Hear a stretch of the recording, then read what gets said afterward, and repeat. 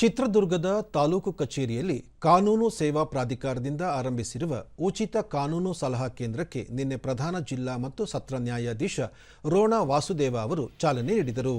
ಹಿರಿಯ ಸಿವಿಲ್ ನ್ಯಾಯಾಧೀಶರು ಹಾಗೂ ಜಿಲ್ಲಾ ಕಾನೂನು ಸೇವೆಗಳ ಪ್ರಾಧಿಕಾರ ಸದಸ್ಯ ಕಾರ್ಯದರ್ಶಿ ಎಂ ವಿಜಯ್, ಉಪವಿಭಾಗಾಧಿಕಾರಿ M Karthik, tahsildar doctor Nagaveni, grade 2 tahsildar Nagaraj ಮತ್ತಿತರರು ಉಪಸ್ಥಿತರಿದ್ದರು.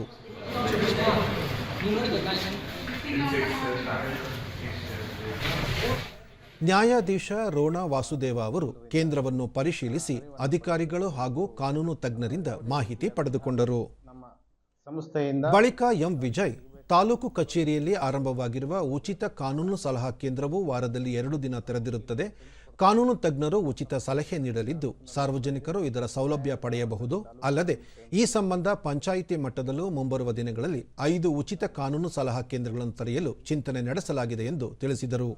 ನಮ್ಮ ಜಿಲ್ಲೆಯ 4 ದಿಕ್ಕುಗಳಲ್ಲಿ ಇನ್ನು ಪಂಚಾಯಿತಿ ಮಟ್ಟದಲ್ಲಿ ನಾವು 5 ಉಚಿತ ಕಾನೂನು ಸಲಹಾ ಕೇಂದ್ರಗಳನ್ನು ಆರಂಭಿಸುವಂಥ ಯೋಜನೆ ಇದೆ. ಅದು ಮುಂದಿನ ದಿನಗಳಲ್ಲಿ ಮಾಡ್ತೀವಿ ಅಂತ ಹೇಳ್ತಾ ಸಾರ್ವಜನಿಕರು ಇದರ ಸದುಪಯೋಗವನ್ನು ಪಡಿಸಿಕೊಳ್ಬೇಕಂತ ಕೋರಿದೆ.